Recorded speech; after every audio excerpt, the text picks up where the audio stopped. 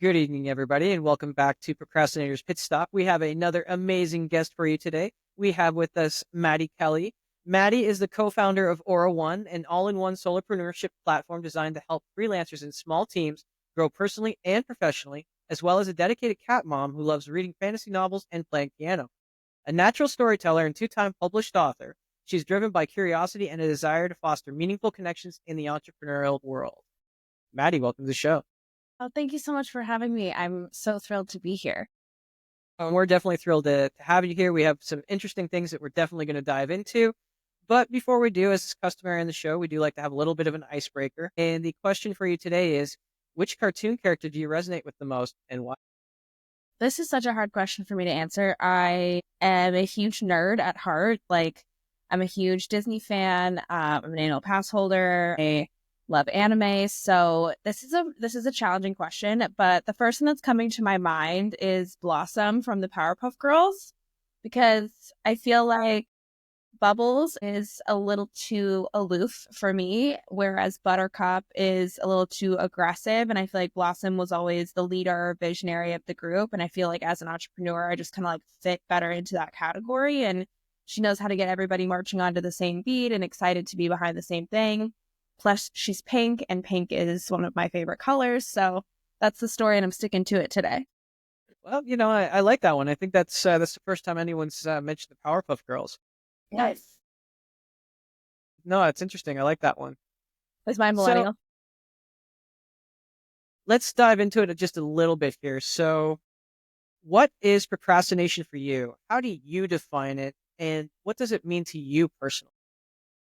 Procrastination is something that I honestly don't feel like afflicted me too much. I think back to college and high school when I think this trait really starts to show up for people. And I was never really one to procrastinate. I think it stressed me out more that I knew I had this thing to do, but I was putting off doing it.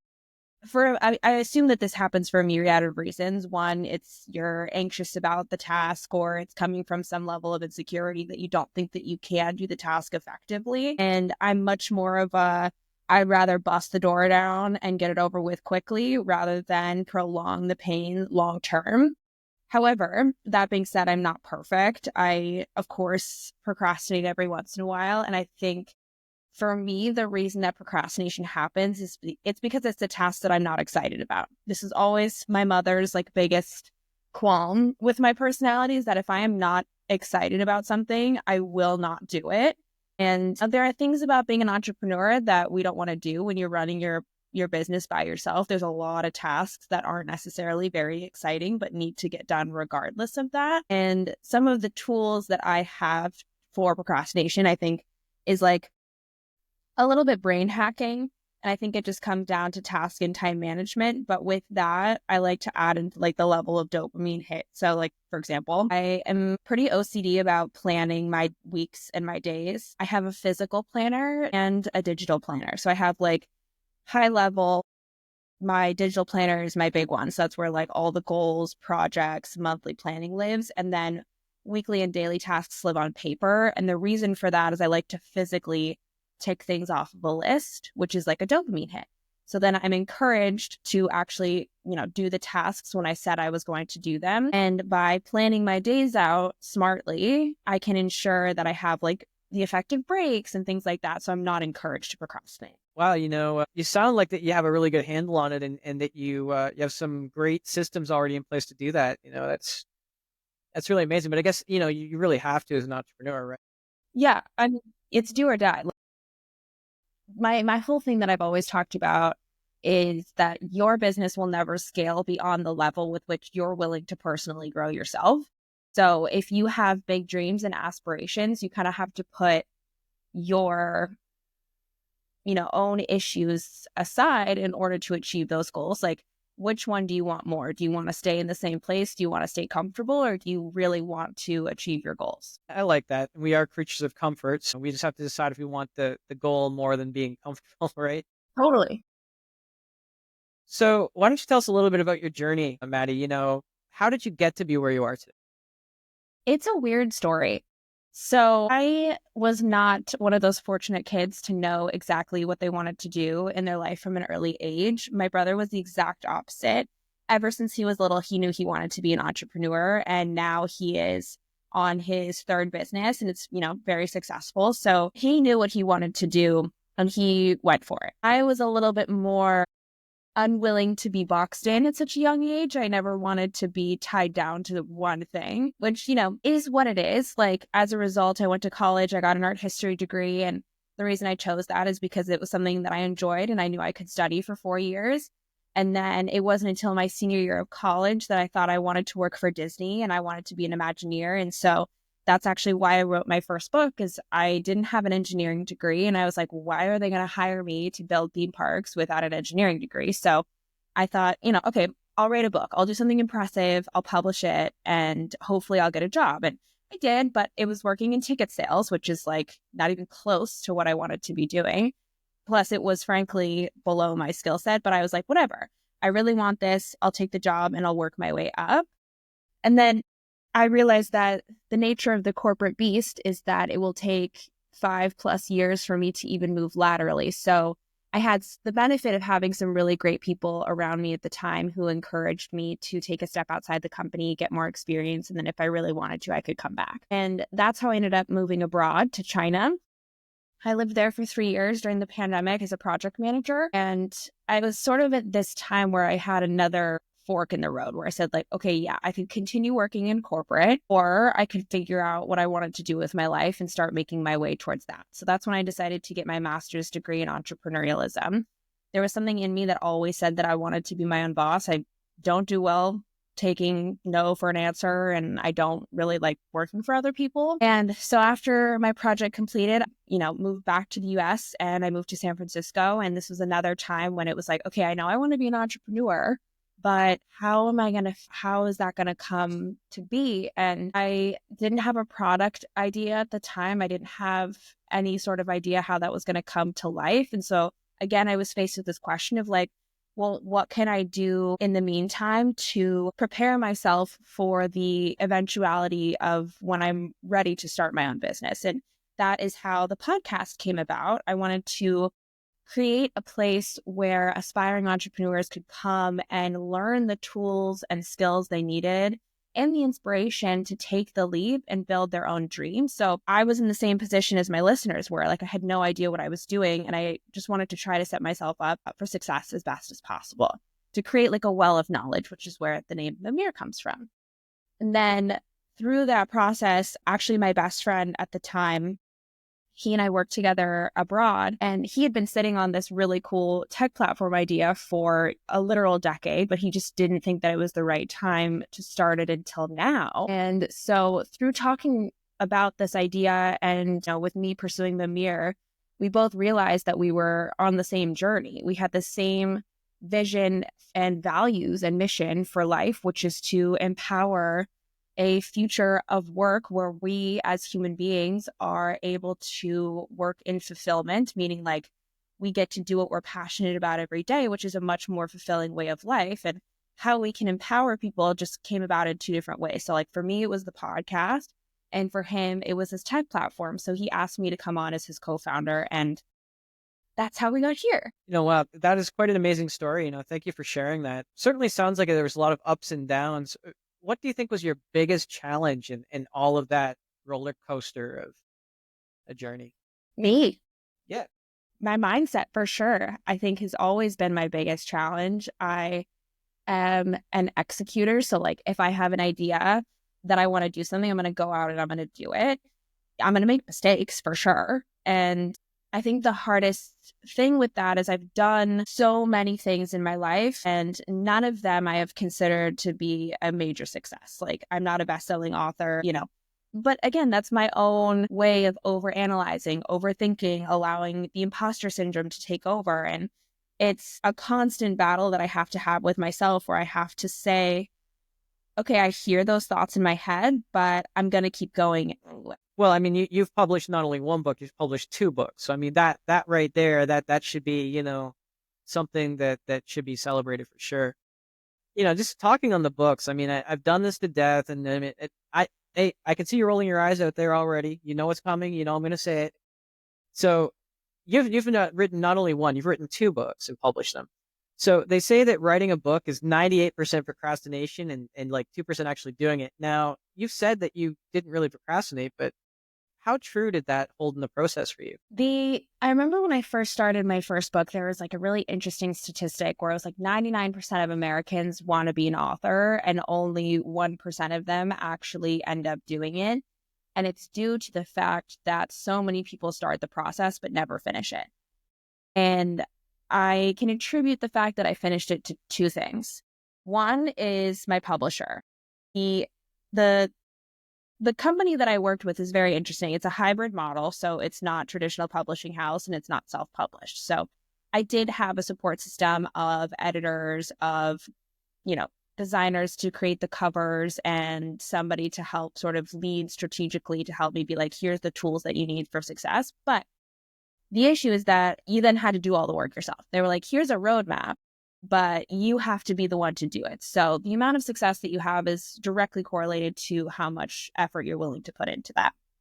So my first book, when I started, the company was very small and it was very startup-esque. So I had a direct discussion with the owner at the time, and Eric Koster, who's the head of NDP, is fantastic. And we had a wonderful relationship. So I'll never forget, it was very nearing my deadline to finish the book, and I was nowhere near finished. And part of this is because I was working a part-time job. I was having a full course load. My teachers refused to give me any sort of slack. So I was doing a lot at the time. And I was like, holy shit, I don't think I can do this. Like, I don't think I'm going to meet the deadline. And I called him one morning and I was like, telling him this. I was like, I'm genuinely terrified that I'm not going to be able to finish the book and get it out on time.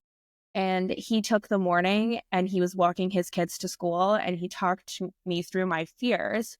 And then he helped me set up an action plan. And this is when I started getting up early to work. This was not something I had previously done. And so what I would do is I would get up an hour before my first class. I would go to the cafeteria, which was empty at that time. I would get a cup of coffee and my breakfast, and I would just write for an hour every day. And through that, you start to get a little bit motivated, because it's like, when you create this big idea in your head of this long-term goal of what needs to get done and you procrastinate, it gets bigger and bigger and bigger, and it gets scarier and scarier and scarier in proportion. And when you start to chip away slowly and consistently, it gets less and less scary. So you're more and more motivated to continue to work on it. So I feel like that helped a lot for the first time. And the second time was a little bit different because I was motivated differently. This second book that I wrote was a collection of poetry, so something deeply personal to me. And the entire reason that I did it was just because I wanted to. It wasn't because I wanted to get a job. It wasn't because I was trying to make money off of it. It was simply like, I personally felt like I had never done something that was just purely selfishly motivated. And I just wanted to do it and put it out there and like be proud of the writing that I had accomplished, because I thought it was kind of good. And, you know, if it helped somebody out there deal with their own stuff, great. But really, it was for me at the end of the day. And so it was a very exciting, creative process for me that felt like painting in my free time, for example. I like that. I definitely like that a lot. And why don't you tell us a little bit about Aura One? I mean, it sounds very interesting. I mean, I sort of took a look at it earlier, but I really want to hear more about, well, directly from the co-founder, right? Yeah. This is a very exciting project that my co-founder and I are very passionate about. Our vision is big for the project. We really want to usher in a better future of work. He and I have both been a part of the corporate beasts for a long time, and the project really started because we were so frustrated with the red tape aspect of how things got done, and to the point where it made it difficult. Despite the fact that you have great people working together, there was always inefficiencies that stopped really great projects from being done. And when we applied this to a bigger scale, we were like, how many amazing things could we be doing to better the world that aren't able to get done because of inefficiency?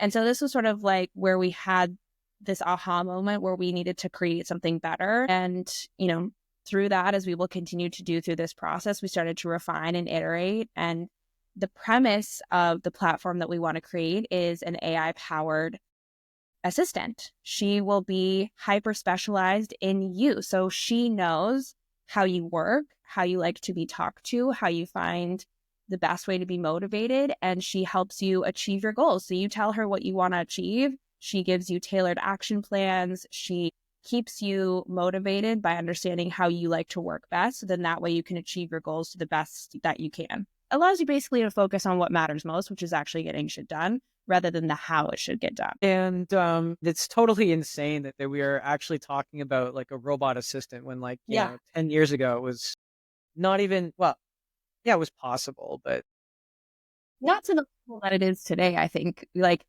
I saw something online the other day that said that, or that likened the AI development stage to the dot-com boom in the 90s. Like, to me, they're very similar stages, and it's very exciting to see the progress and the scale and speed with which the development's occurring.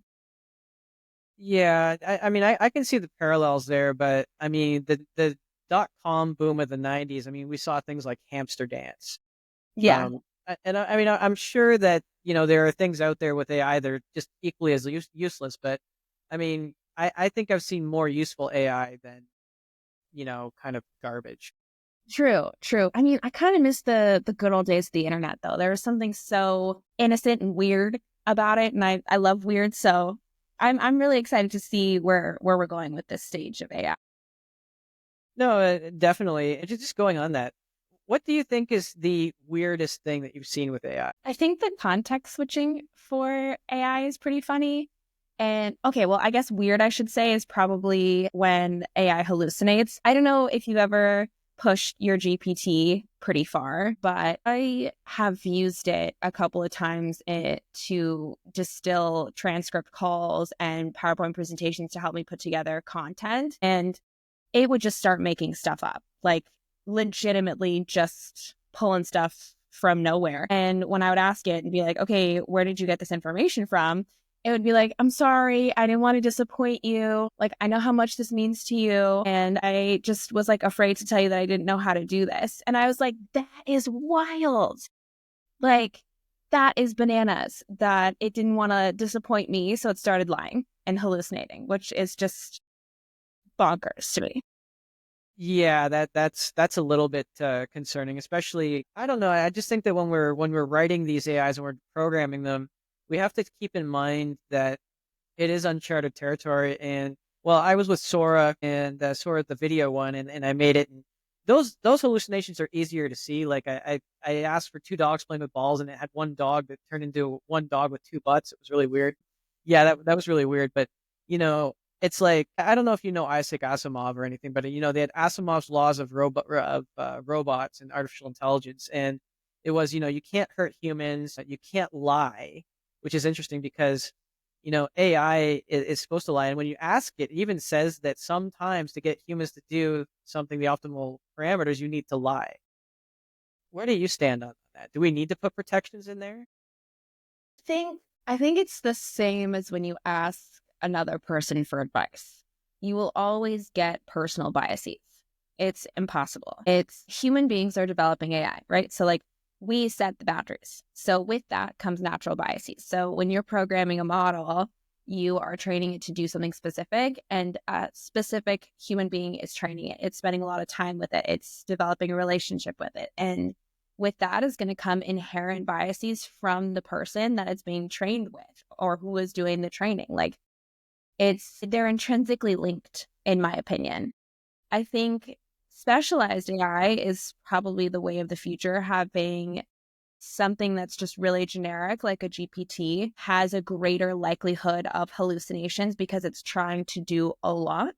Whereas if you have a more specialized model that's trained in something much more specific, it's a lot easier to create bounding boxes so that it knows how to answer questions more effectively. It has a smaller range of knowledge that it can pull from. And, there's a lot of ways that you can create checks and balances with AI. You can set up, a human in the loop, for example, or a consensus model. So if you have multiple AIs that talk to each other and they can't come to a consensus, that typically means it's flagged for a human being to review. A human being will look over the answer. It'll be like, this is probably the answer that you were looking for. And then the AI learns and it does better next time. So like, it's just iterative. And I think we just also have to accept that it's like a kid, we all have part of our parents in us as much as we try not to. And as much as our parents try to make us the best adults we can, we make mistakes just like everybody else. So I think like AI is not perfect, and it probably never will be. What are the aspects that you're most excited about Aura in their capabilities or their future? The irony is I wish it was live now, because as we're building this business, we need the product ourselves.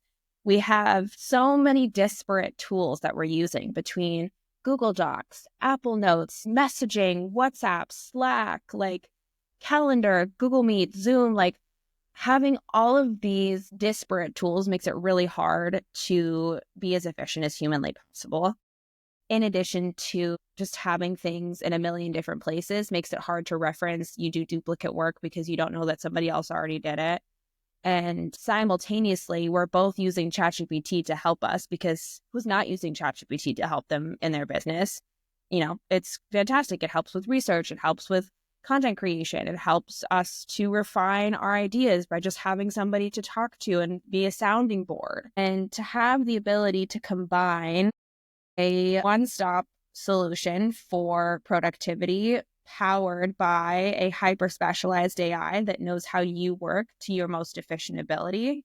It's kind of like the perfect marriage, in my opinion, because then all of these other barriers to entry for quick efficiency are dissolved. And you can just really focus on your own key strengths, which is like, as a CEO for other entrepreneurs, is being a visionary, an idea man, planning and thinking about what's coming next and how do we solve our customers' pain points better. You talked about relationships as well. You've obviously done a lot of research and you're in the space. I wonder what you think about this. Do you think that we're going to get to a spot there where some people are a little bit concerned actually with the level of interaction we're doing with AIs? Because, and I've seen this in kids too, like they'd rather talk to these, like I think it's character AI. They'd rather talk to character AI than real people, because real people fight, real people disagree, real people.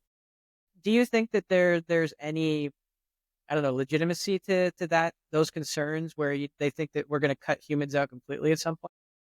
No, I think COVID is a really good example of this. COVID gave us the perfect opportunity to decide to have much more insular lifestyles. And the reaction that people had when COVID was over was they wanted to get out and do more in-person events. They wanted to see each other and be closer to each other. And it almost had the opposite effect.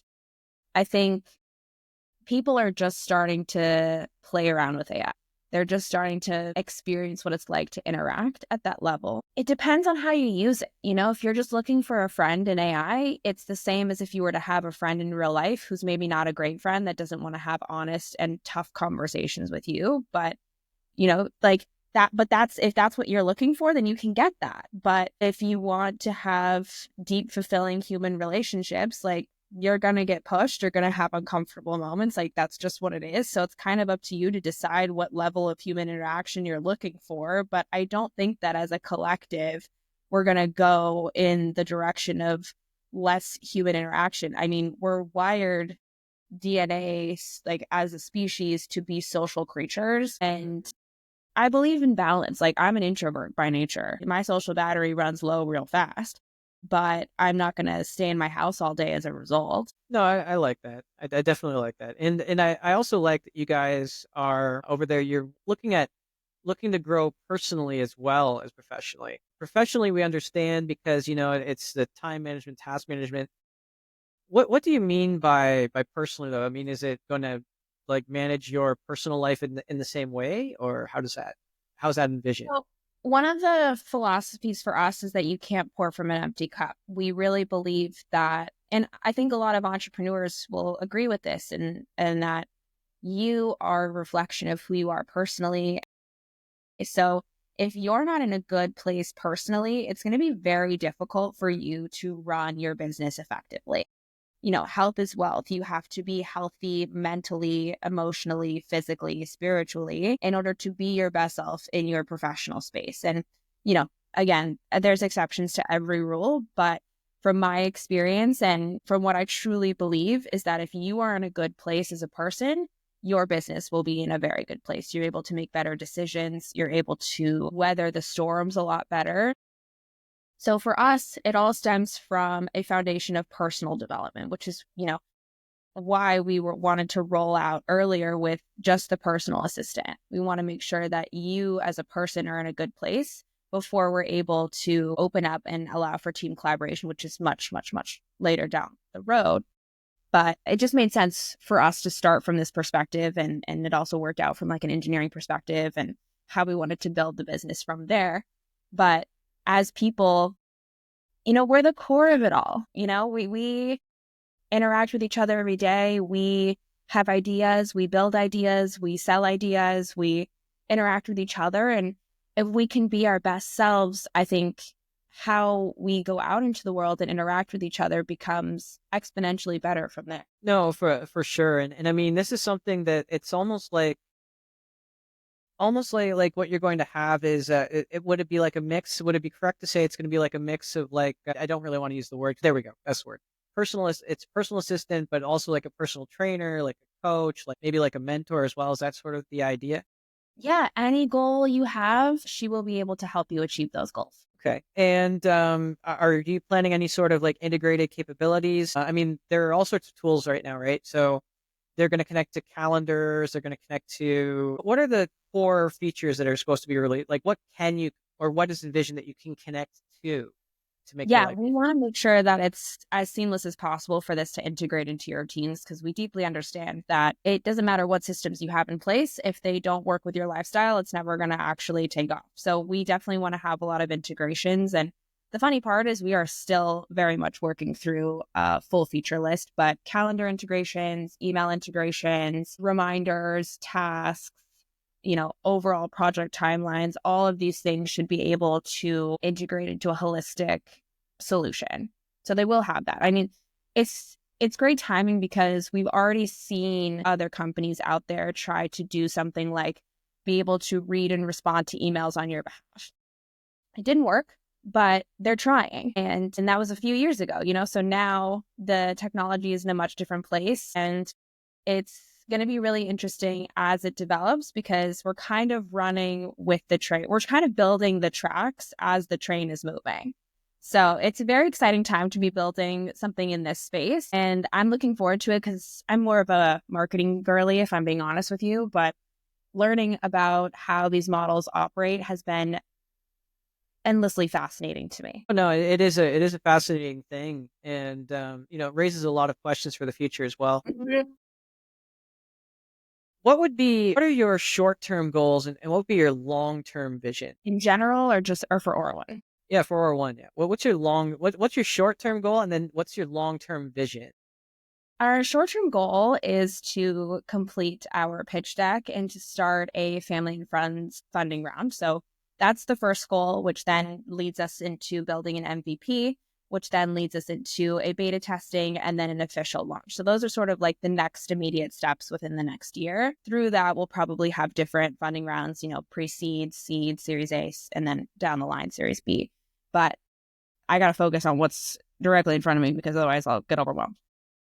Long-term vision for us really is to better people's lives. We want to improve the quality of life. I think when I think about it from my own perspective, I'm definitely a target audience user for this. I've always wanted to be an entrepreneur. I didn't know what I wanted to do. To have the ability to talk to AI and have them help me plan out my dream life and then give me tailored, actionable goals to build that and guidance on that is amazing. And knowing that I'm actually able to sustain myself through the dreams that I have and to actually walk every day in service of the mission that drives me is an incredibly fulfilling experience that makes me a happier individual. And when I think about that, I think, what if everybody did that?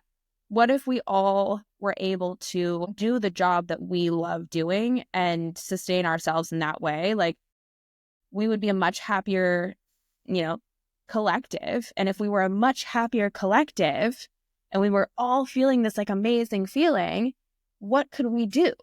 How could we continue to evolve as a greater species? And these are the sort of things that I am thinking about for a long-term vision. Like, where as a world could we get if we were all just a little bit happier and a little bit better of a place personally, and working together as a collective to accomplish goals that would better our species and our world. I like that, but I'm also very afraid when you talk about bringing AI into that.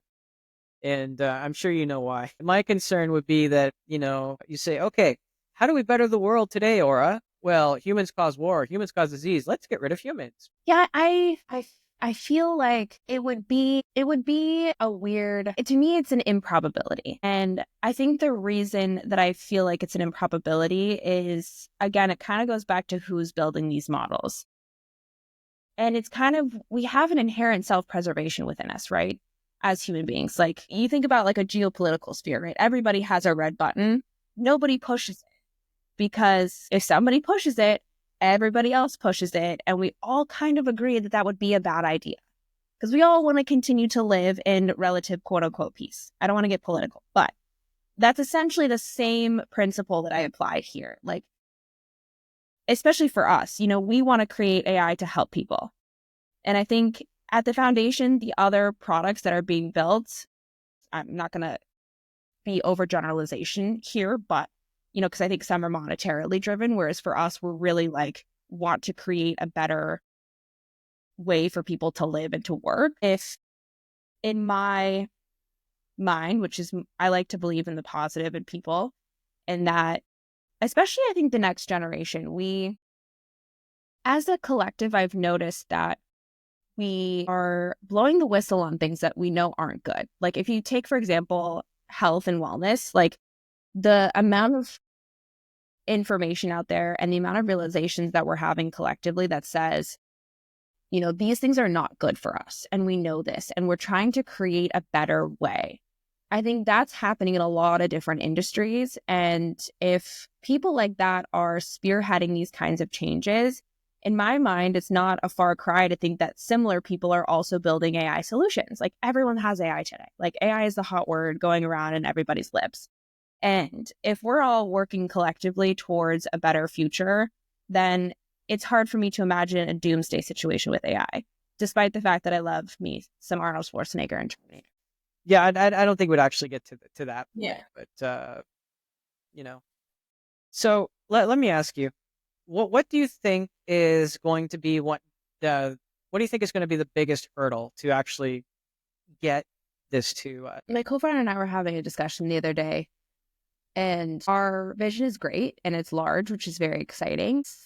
I think if we were in a different position, I would have a different answer. I think partially because I have been doing nothing but talking to successful founders for the last year and learning as much as I possibly could from them, I would probably have a very different answer. But because of that, and because we really want this project to work, we are taking a lot of steps to ensure that this doesn't blow up in our face.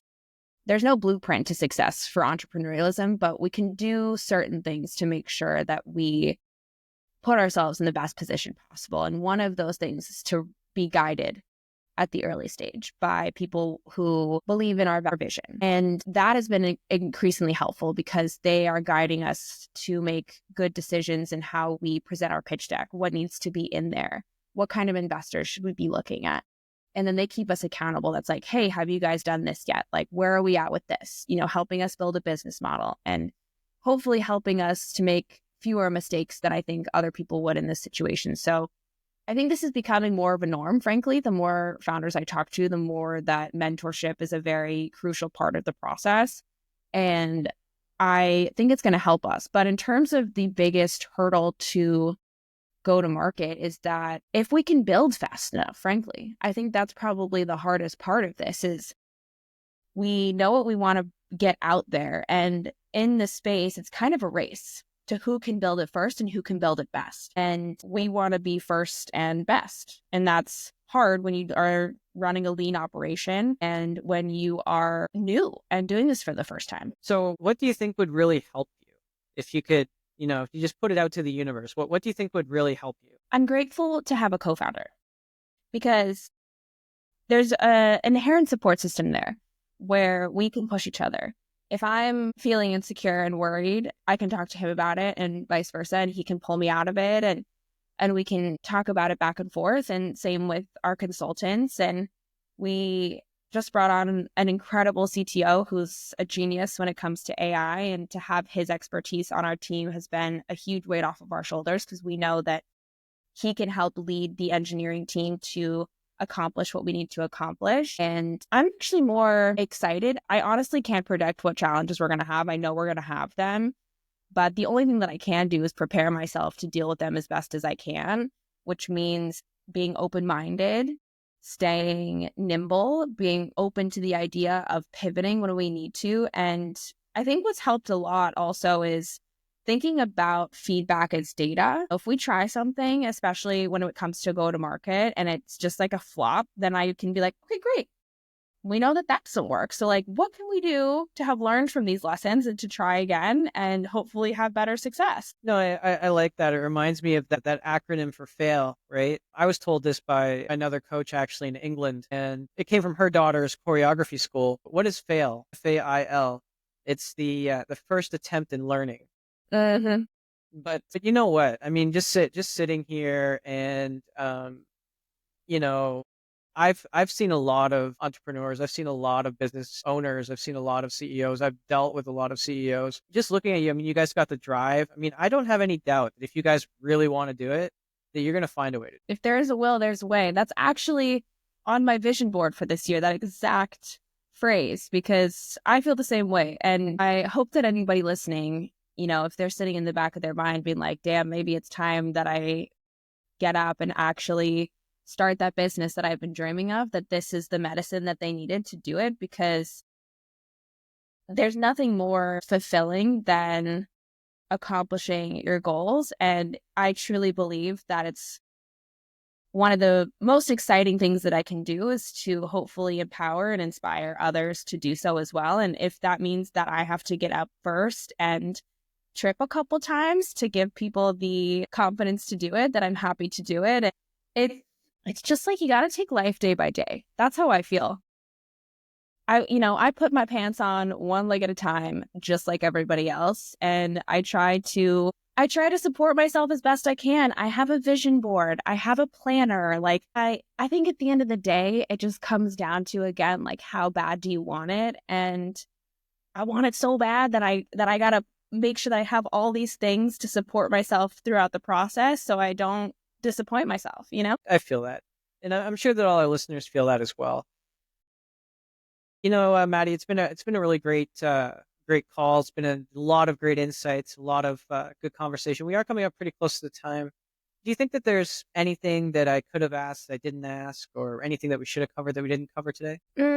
I don't think so. As a fellow podcast host, I always believe that the conversations that I have with people are the conversations that needed to be had, because somebody out there listening needed to hear this exact conversation. And so I kind of just like throw my hands up sometimes and trust the process a little bit. In terms of like this conversation, it was so fun, and it was not at all what I had expected, which I love when that happens. I love to be surprised. So I thoroughly enjoyed this. I hope that everyone listening finds something great out of it, finds some sort of nugget of wisdom that they can apply to their own lives. And I think it's going to be a really interesting listen. Well, it's always an interesting listen around here for sure. And, thank you so much for being on the show. What's the best way for our listeners, if maybe they want to reach out, if they want to learn more, what's the best way to learn more and to reach out to you? Yeah, so they can head to my website, which is mimir.ink, MIMIR.ink. That will have contact info. It will have all the key takeaways for all the episodes, all my links to social media, which is just at Hi Maddie Kelley, Kelley. They can reach me on Instagram. I am always happy to chat. If you want to jump on a call, I'm always available for 15 minutes. So feel free to shoot me an email, but that's all on my website. Excellent. And don't worry, we, as usual, we are going to have that in the show notes for you, so you don't have to worry about grabbing a pen and paper and try to scribble that down. Maddie, thank you so much for being on the show. And again, to all our listeners, thank you for tuning in once again. I'm sure that some of you got something useful out of this, as you always do. And just remember, if you can't find that motivation or inspiration for yourself today, maybe just go out and try to be that motivation and inspiration for someone else. Totally. And we'll see you again next time.